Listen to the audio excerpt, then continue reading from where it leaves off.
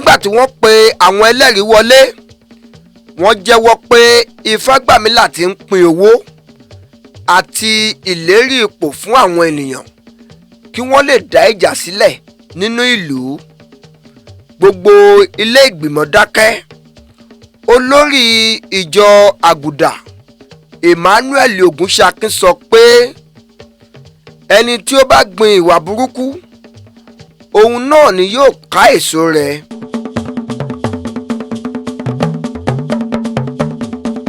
Ọba tẹ orí rẹ̀ sílẹ̀ fún ìṣẹ́jú díẹ̀.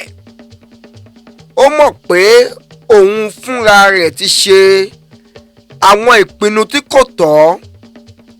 Ó sì jẹ́ kí àwọn ènìyàn bíi Ifágbàmílà rí ààyè láti fi ìlú ṣeré. Ó dìde. Ó sọ pé láti òní lọ èmi yóò máa fetí sí ìmọ̀ràn. Olóyè Olúṣọlá fi kún un pé ẹ̀ṣọ́ ọba gbọ́dọ̀ bẹ̀rẹ̀ ìwádìí láti inú ààfin fúnra rẹ̀. Nígbà náà ni olórí ìjọ àgùdà Emmanuel Ogunṣakin sọ pé bí ilé bá wó inú ilé ni ìṣòro máa ti ń bẹ̀rẹ̀.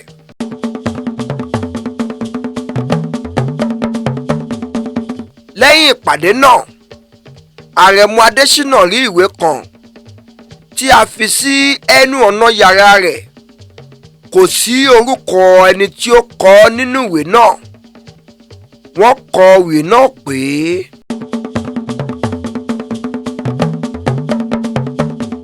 bí o bá fẹ́ mọ ẹni tó ń tan kábíyèsí jẹ lọ sí dígí àyàn ńlá lẹ́gbẹ̀ẹ́ odò ní alẹ́ òní. Má sọ fún ẹnìkan. Àrẹ̀mọ kò sọ fún ẹnikẹ́ni. Ó lọ ní ìkọ̀kọ̀. Nígbà tó dé ibẹ̀ ó rí ọkùnrin kan tí ó bo ojú rẹ̀.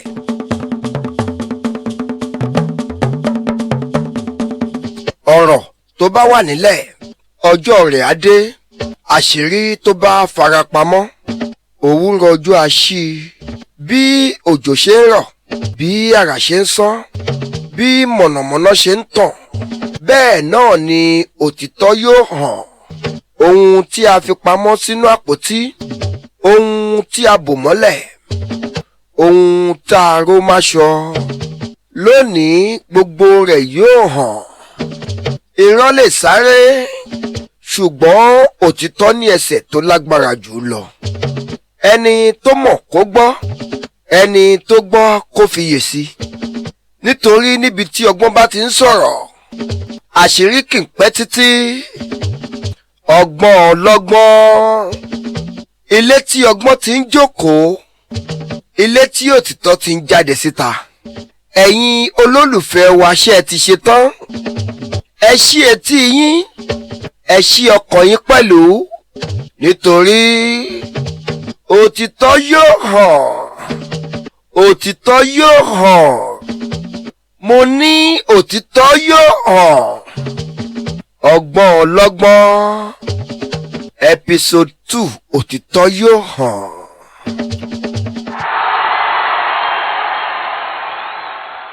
Abala kejì nínú ìtàn ọgbọ́n ọlọ́gbọ́n òtítọ́ yóò hàn. Lẹ́yìn ìròyìn pé ìjà ti fẹ́ bẹ̀rẹ̀ nínú ọjà ńlá, gbogbo ìlú Àrẹ̀mú wà nínú ìbẹ̀rù. Ọba Lámídì Adéòtí Ọláònípẹ̀kún pe ìgbìmọ̀ pàjáwìrì sínú ààfin.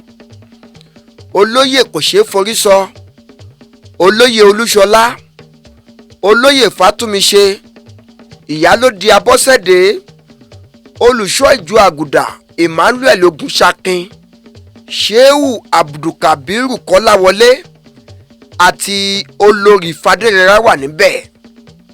Ọba sọ pé ta ni ẹni tó fẹ́ da àlàáfíà ìlú wa rú? Ẹni tó bá ń ṣe irú ète bẹ́ẹ̀ yóò fojú winá òfin. Nígbà náà ni Àrẹ̀mú Adésínà dìde. Kábíyèsí, mo ní ohun pàtàkì láti sọ. Mo gbọ́ bí olóyè àgbà Ifágbàmílà ṣe ń gbèrò láti dá ìjà sílẹ̀ láàrin yín àti àwọn olóyè ìlú. Gbogbo àwọn tó wà níbẹ̀ pariwo olóyè àgbà Ifágbàmílà, ṣérú eléyìí ń dà? Olóyè àgbà Ifágbàmílà rẹ́rìn-ín, ó sì sọ pé àrẹ̀mọ, ṣé o ní ẹ̀rí tàbí o kàn fẹ́ bà mí lórúkọ jẹ́ ni? Àrẹ̀mọ dáhùn pé mo ní ẹlẹ́rìí. Àwọn méjì lára àwọn ọmọ rẹ̀ ló mú òtítọ́ wá síta.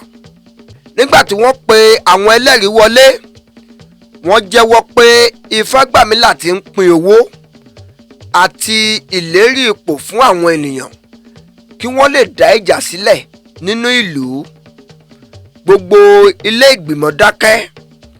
Olórí ìjọ àgùdà Emmanuel Ogunṣakin sọ pé ẹni tí ó bá gbin ìwà burúkú, òun náà ni yóò ká èso rẹ̀.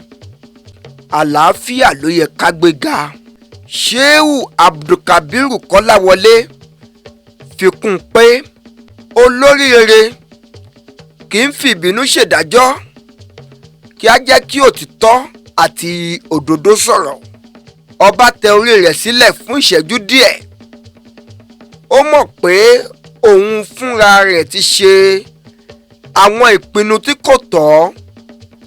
Ó sì jẹ́ kí àwọn ènìyàn bíi Ifágbàmílà rí ààyè láti fi ìlú ṣeré. Ó dìde, ó sọ pé láti òní lọ èmi yóò máa fetí sí ìmọ̀ràn. Ọba kì í tóbi ju òtítọ́ lọ.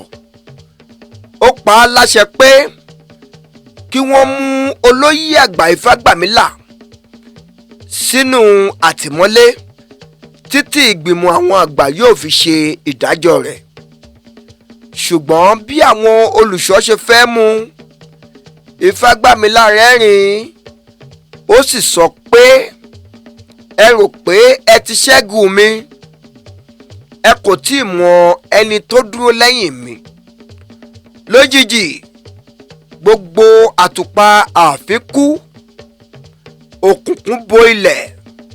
Nígbà tí ìmọ́lẹ̀ padà, olóyè àgbà Ifágbàmílà ti pòórá. Gbogbo ènìyàn bẹ̀rẹ̀ sí ní wo ara wọn pẹ̀lú ẹ̀rù. Lẹ́yìn tí olóyè àgbà Ifágbàmílà pòórá láìsí àfihàn, gbogbo ìlú Àrẹ̀mú wà nínú ìyàlẹ́nu. Àwọn olùṣọ́ ààfin bẹ̀rẹ̀ sí ń wá ká gbogbo igbó, ọjà àti àwọn ojú ọ̀nà, ṣùgbọ́n kò síbi tí wọ́n ti rí i. Ní ọjọ́ kejì, ọba Lámídì Adéòtí Ọláònípẹ̀kún pé ìgbìmọ̀ pàtàkì. Ó sọ pé láti òní lọ kò sí ẹni tí yóò fi ìbẹ̀rù gbé ìlú wa. A gbọ́dọ̀ mọ ẹni tí ó ń ṣeré pẹ̀lú àlàáfíà ìlú wa. Olóyè kò ṣeé forí sọ dìde. Kábíyèsí, ó dájú pé olóyè àgbà Ifágbàmílà kò ṣiṣẹ́ nìkan o.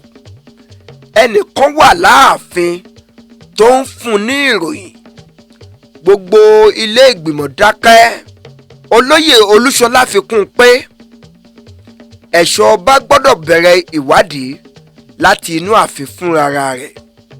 Nígbà náà ni olórí ìjọ àgùdà Emmanuel Ogunṣakin sọ pé bí ilé bá wó, inú ilé ni ìṣòro máa ti ń bẹ̀rẹ̀.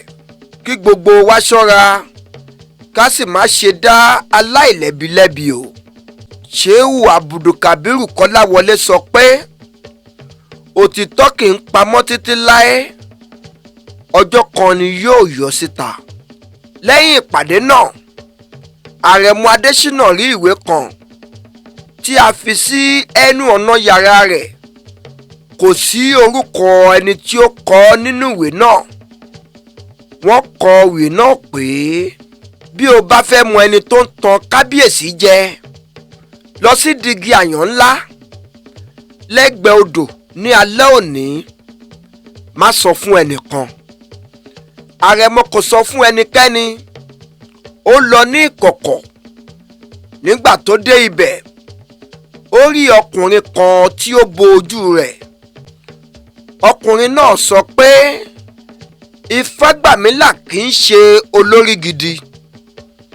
Ẹni tó ń darí gbogbo ète náà sì wà nínú ààfin. Ó sì súnmọ́ kábíyèsí ju bó ṣe lérò lọ. Kí àrẹ̀mọ tó bi léèrè ọ̀rọ̀ míì, àwọn ènìyàn kan tí wọ́n bo ojú wọn jáde láti inú igbó. Wọ́n bẹ̀rẹ̀ sí ní lé àrẹ̀mọ sálọ pẹ̀lú gbogbo agbára rẹ̀. Bí ó ṣe fẹ́ jáde kúrò nínú igbó, ọ̀kan lára àwọn tó ń lé sọ pé, ẹ má ṣe jẹ́ kí àrẹ̀mọ yé o. Bí ó bá dé ààfin, gbogbo ìkọ̀kọ̀ wa yóò tú síta gbangba. Àrẹ̀mọ fi gbogbo agbára rẹ̀ sá, ó sì bọ́ lọ́wọ́ wọn, ṣùgbọ́n ó pàdánù ìwé náà. Ní ààfin, olórí Fadérera ń ṣe àníyàn. Ó sọ fún ọba pé, kábíyèsí, ọkàn mi kò balẹ̀. Mo ní ìmọ̀lára pé ewu kan ń bọ̀ sórí àrẹ̀mọ. Ní àkókò náà gan ni àrẹ̀mọ wọ ààfin pẹ̀lú ara tí ó kún fún ọgbẹ́. Ó wu ọba lójú, ó sì sọ ní ohùn tí ń mí, kábíyèsí, ẹni tó ń tàn yín jẹ, ó wà nínú ààfin. Kí ó tó sọ orúkọ ẹni náà, ó ṣubú lulẹ̀, ó sì dákẹ́. Èyí ni ìparí abala kejì nínú ìtàn Ọgbọ́n Ọlọ́gbọ́n. Ẹ má ṣaláì wo abala kẹta. Ìkànnì Òkodoro Ọ̀rọ̀ ní Mídíà. Ẹ bá wa pín, ẹ bá wa comment, kẹ̀sì bá wa like. Ojú tẹ fún wa kò ní fọ́. Ire o.